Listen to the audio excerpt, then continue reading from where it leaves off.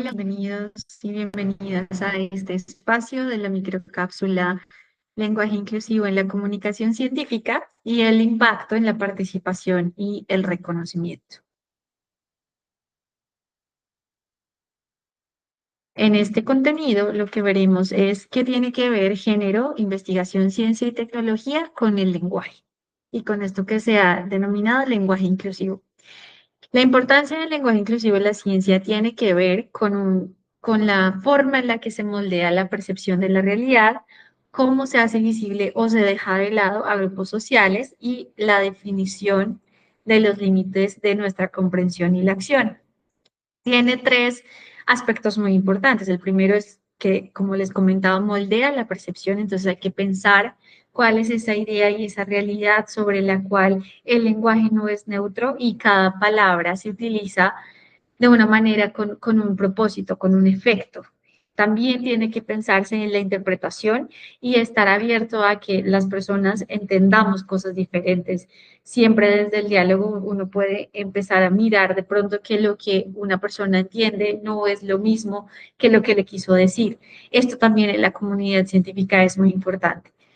Hay que tener en cuenta también que las estructuras lingüísticas pueden hacer destacar o dejar de lado, omitir la presencia, disminuirla en los grupos, como mostrar un menor impacto o importancia de esa contribución, por ejemplo, de las mujeres.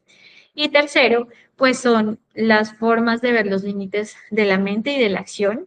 Los límites de mi lenguaje son los límites de mi mundo, esto lo dijo Wittgenstein, y se extiende a la acción colectiva, en donde la ciencia tiene un lenguaje que se debe cuidar muchísimo. Por lo general, se podría caer en el error de pensar que es una ciencia neutra, entonces que como es una ciencia y se habla de datos, todo es muy factual y el lenguaje no es excluyente, cuando en realidad siempre hay detrás de lo que uno dice, siempre hay algo más. Entonces hay que tener ese entrenamiento en saber lo que uno dice para poder asegurarse que no se está limitando la participación, que se está dando el justo reconocimiento a mujeres y a las minorías y que hay un control sobre las barreras implícitas que afectan la diversidad y la equidad.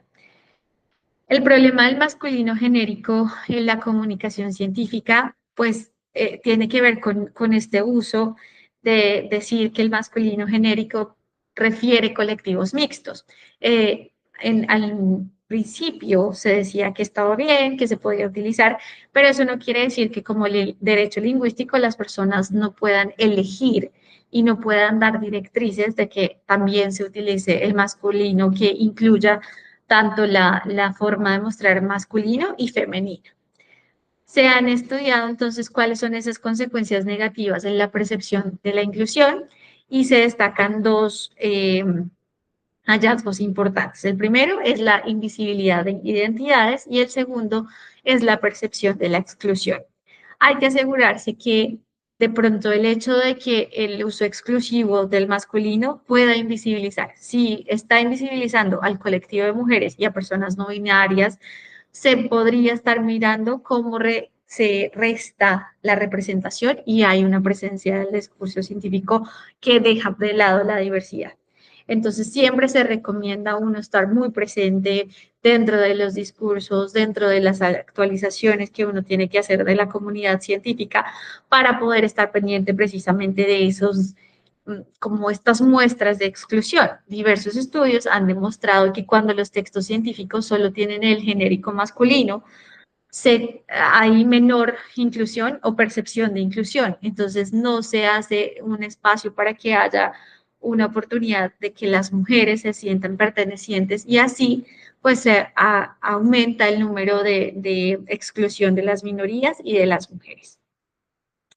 ¿Cómo afecta el lenguaje a la participación? Entonces, esto se puede mostrar que tiene un impacto tangible en la motivación y en la participación de los individuos en la ciencia. Entonces, lo que comentábamos antes, mujeres y minorías pueden reportar que se sienten menos representadas, no se conectan tanto con la ciencia cuando la comunicación es excluyente, pero cuando hay ya referentes de mujeres, se empieza a demostrar que también la ciencia es divertida, es algo que está cercano, que se puede hacer todo el día y que además contribuye y que uno es un agente muy activo en el que la realidad incluso más cercana y más cotidiana puede ser un espacio de ciencia para minorías, para mujeres, para hombres por igual. En cuanto a motivación y equidad, la implementación del lenguaje inclusivo en los artículos y comunicaciones se asocia a un aumento de la percepción de la equidad. Entonces, cada vez son más las personas que están pendientes de que un artículo tenga una directriz de qué quiere o qué puede hacer un autor o una autora cuando quiere incluir no el genérico masculino, sino que quiere marcar la diferencia y decir los científicos, las científicas, los profesores, las profesoras. Y el tercero es la reducción de los estereotipos. La presencia de referentes visibles hace que el lenguaje inclusivo esté muy de la mano y cree una interpretación distinta. Se reducen los estereotipos de género, se reducen los sesgos, se empieza a fomentar la diversidad en las vocaciones científicas desde edades tempranas. Entonces está el típico caso en el que una niña ya puede decir, sí, hay mujeres bomberas, en lugar de como era hace muchos años, donde solamente decían dibuje un médico y dibujaban un hombre, dibuje un bombero, dibujaba siempre un hombre y dibuje una enfermera. Como esa variedad se va dando a través de mostrar, pero también de usar palabras que nombren a las entidades como se refiere tanto en femenino como en masculino. Las buenas prácticas editoriales y académicas, teniendo en cuenta que el propósito también de la comunidad científica es demostrar qué es lo que se está haciendo, pero esto con el fin de inspirar a los científicos y las científicas. Entonces, se recomienda el Consejo Superior de Investigaciones Científicas tiene en sus recomendaciones explícitamente el uso del lenguaje inclusivo y no sexista en las publicaciones. Hay que hacer una corrección de estilo que siempre revise los prejuicios, la estigmatización y que garantice la equidad de la representación.